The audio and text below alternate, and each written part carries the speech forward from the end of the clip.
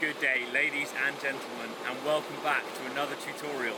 Today we are talking all about roundhouses.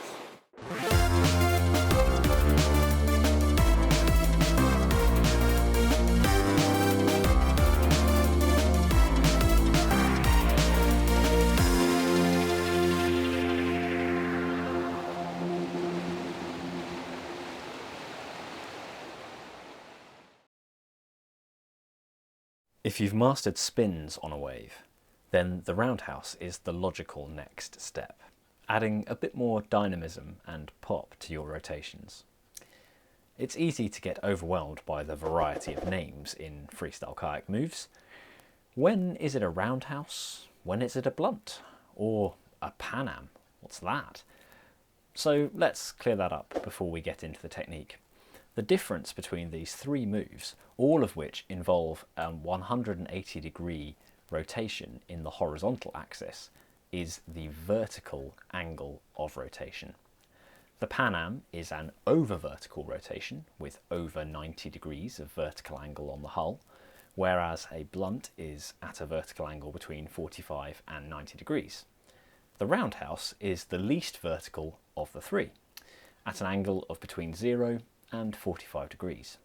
In all cases, the ICF rules state that at some point the boat must be clear of the foam pile, i.e. the move is performed using the green water and puts you in the air to some degree. As with all of these wave skills, this can be practiced on any wave no matter the size.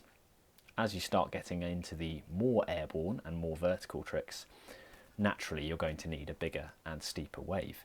But for roundhouses, you can start pretty small. As to technique, this video will assume you are already happy moving and positioning yourself where you need to be on the wave. If that's not something you've yet mastered, feel free to head back and look at some of my other wave videos. To begin, you need to get to the top of the pile. On a wave with really clear shoulders, your rotational moves will achieve the best lift if you angle slightly towards one shoulder or other. But even if you throw a roundhouse straight down the guts of the wave, it will still work. In order to get some air as your boat accelerates down into the green water, you want to be sat neutral, if not slightly back to unweight the bow, then throw your weight aggressively forwards. Imagine that you're trying to slap the hull under your heels into the green water so that it will be rejected. At the same time, you want to apply an edge.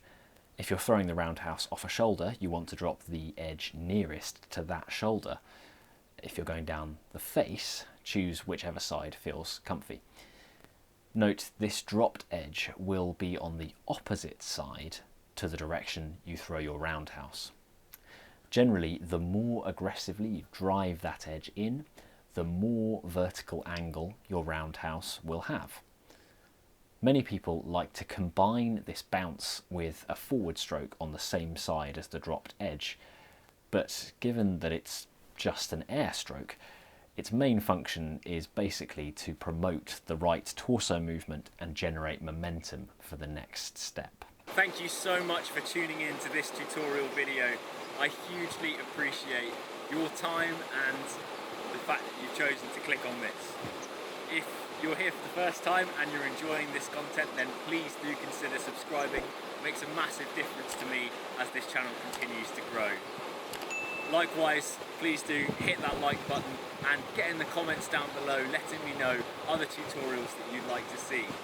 As you may have noticed if you've been here for a while, there are more tutorials coming out at the moment. I really am aiming to go back to my roots and put out the tutorial videos that will be beneficial to people over and against any other kind of content. I hope that's appreciated, and if it is, then like I said, please do give us a like and share it wherever you feel comfortable. Alright, let's get back to the tutorial. As that shoulder side edge digs in and then gets rejected, you want to turn your torso in the direction of travel and get your weight out to that desired side too. As before, a neutral or slightly backward seating position will help you to unweight the bow and increase air. But the key thing is that you're getting your head out over the blade on the side you want to rotate towards.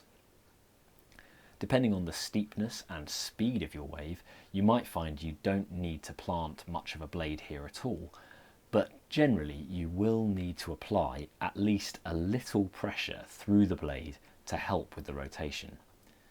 It acts as the pivot point. At this point, you want to keep on just a little tension with the core and knees, especially if you're aiming more towards the 45-degree end of verticality, as this will ensure that your body is acting as the axis for the rotation and will help to drive the bow down into the fast-flowing green water. As the stern falls into a back surf, you might need to apply a back sweep to ensure the boat stays on the wave, particularly on flushy features. But on a larger, more retentive wave, I often prefer to simply feather out the active blade, not least because it's one step forwards in the progression towards doing this move clean. And that's all there is to it. Of course, you do want to make sure that you land in a stable back surf with your weight neutral to forwards so that you don't immediately pearl, but that comes with practice. Timing is everything with these wave moves, so don't be surprised if it takes some frustrating trial and error as you work out where the green passes are and avoid those annoying flushes. With a little persistence, you will get there. As I mentioned, the line between a roundhouse and a blunt is quite literally a few degrees of separation, which is why the blunt will be the subject of a future video coming very soon. In the meantime, get out there and get practicing your roundhouses. Thank you for tuning in.